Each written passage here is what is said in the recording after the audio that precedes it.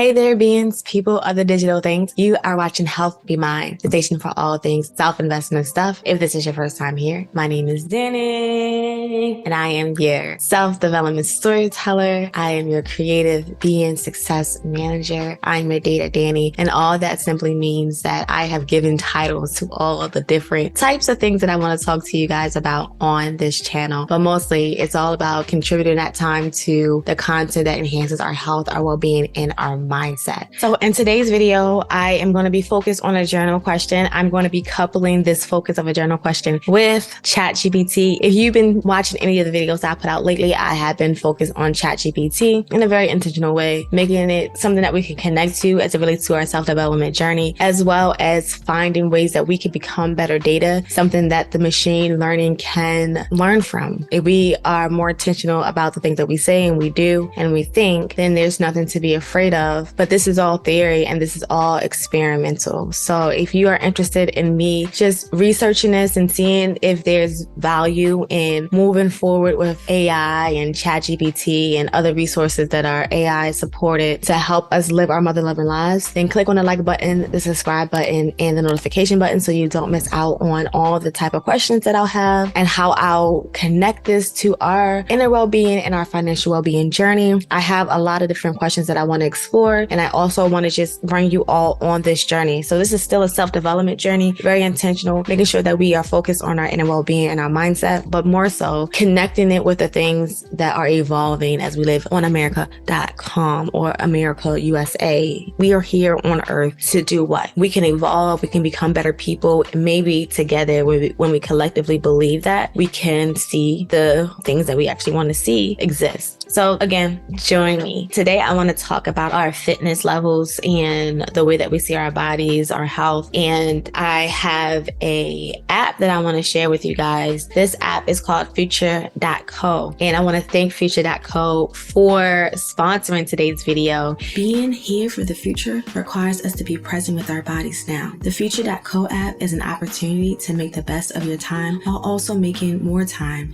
to elevate your physical self-love language. When we pair ourselves with the right trainer and come prepared to be 1% better, we add a little sunshine to the world. I love it when you take care of you. Take advantage of the $130 savings in your first month when you use my link www.tryfuture.co/healthbemind. And although they are sponsoring today's video, I want to share with you that this is a app that I'm actively using and I appreciate. Last year, I decided that I wanted to be more intentional about the weight training experience. I wanted to learn what it was because I thought it was confusing. I didn't know what I should do, how long I should do. It just really seemed like it was complicated. I stayed on youtube.com, like how to figure this out because I feel like I'm doing something wrong. And then I just was going on this roller coaster. I started to use a program that had an app, and part of that program was the exercises were sent to me. And I love that feature, the exercises being sent to me. Well, I ended up having to part ways with that program. And maybe a month later, future.co was an option for me. Have you ever been in life living it and you are focused on something or something new changes in your life and then you see that everywhere? Like when you brought a car that's white or a particular car, then you see that car everywhere. Or when your hairstyle changed and you found out this was your style, you saw that everywhere. I run into that often. I'm pretty sure that you have. I think there's a term for it. If I can find that term, I'll put it on the screen. But that's what it felt like when future.co was a part of my world. And what I like about it is the opportunity for you to pair with a personal trainer based on you, based on your personality type, based on what is important for you to do 1% at a time. I met with a friend and we were talking about, how our body changed and how we want to make changes, but then we still kind of continue these same behaviors that didn't support that change. And we made a commitment to one another to just apply that rule of 1% or 1 degree. And that one concept of just 1% at a time just shifts things for me because I like like to do things in blocks. So like with my no concept, like I do those in words that help me get from beginning to the end. When I wrote my book, I had to write it in pieces. And so for me, that 1% of just a little bit of betterness, little bit, just makes it something that I can grab onto instead of doing these bulk changes and these major changes. So body image is very important. It's in a lot of different conversations. A lot of people talk about fat shaming and you know, how the media shows us these perfect images and we feel like we have to align with those, and how that can be very depressing and really just spark some things that are harmful to both our inner well-being and our world and our health. I want us to focus on just the concept of taking care of ourselves and our bodies. If you can go an extra mile and just show love to your body in the physical way. And one of the ways that you can show love to your body in a physical way is through the form of exercise, through meditation, through a nap, through relaxation, because we also know that some things about stress is what also causes our body to react. But our body is always speaking to us. Our body is always letting us know, and our body at the same time is protecting us. So I had a conversation with someone that made me cry. The conversation was about your body holding on to weight because it feels like you're in danger. And I remember thinking about that and knowing that to be a truth and honestly believing that and kept thinking about that, but still trying everything in my mind, my body, my soul to try to be and do everything without paying attention to my body and finding things to relieve stress, or not even mostly stress, but just being okay to go to sleep, taking that time and letting my body know that I wasn't in danger. And so I'm very, very thankful to be in a position now to let that go. And my body has definitely responded to me being more considerate of it and mindful of it. And so this doesn't necessarily mean that I had to have a whole body shape over. It just started with me just paying attention to the very simple things. So with that being said, I'm going to bring ChatGPT into the chat and see if there's a journal question that we can get from ChatGPT as we close out today's video.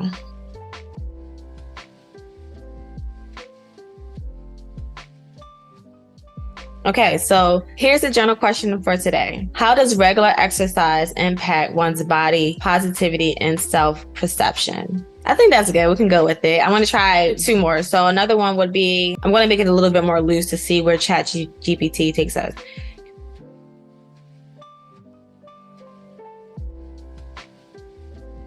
What are some effective strategies for maintaining consistent self-care routine that prioritizes physical health? Okay. And then the last one I'll go with.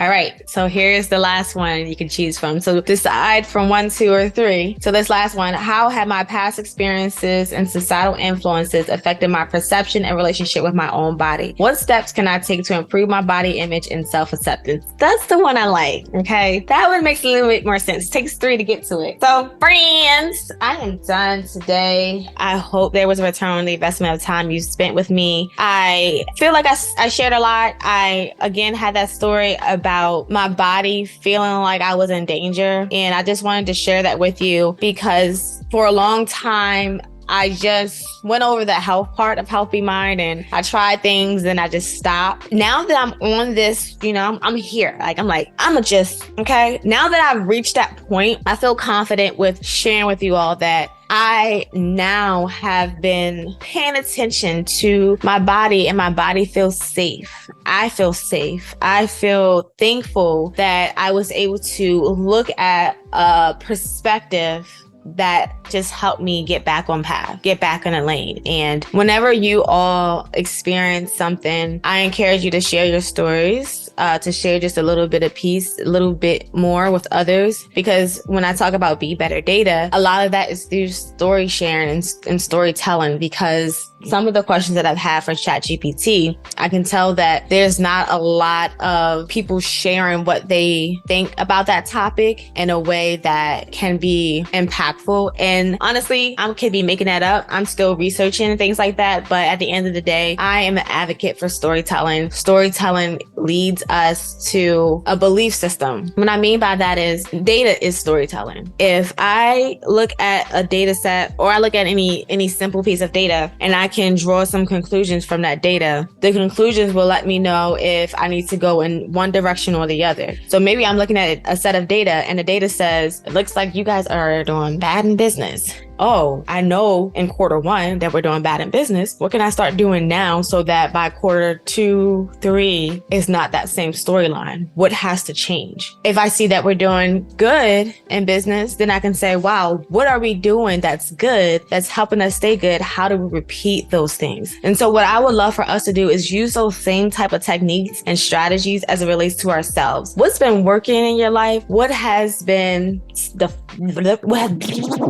and you want to change that. For me, working and paying attention to my body had okay. And I'm like, And now I feel so many great things. So many great things happen when you listen to your body. This is attached to the spirit or the little personality you got inside of you, and we must take care of it. And so it could be something that we have to try over and over again. We might not get it the first time or the second time. You may find that you eat something that is one day labeled as something crazy. That's another thing. We'll talk about it later. But there's so many different narratives out there. But trust yourself just a little bit and just make it 1% at a time. And I just want to say, I guarantee, but I'm not, sure because it's not up to me to do this. It's always up to the individual to make the changes that they want in their lives. But I have been a person who have listened to wisdom or advice and then seen that wisdom and advice was very, very effective. So whenever you come across anything as it relates to your journey and your relationship with your body, think about trying it out and being consistent for not just a little bit, but for at least 90 days. And everything that I see with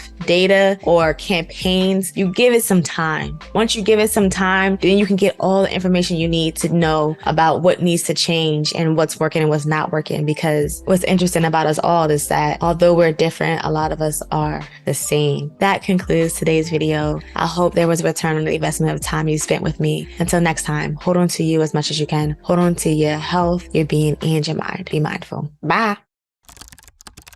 Breathe.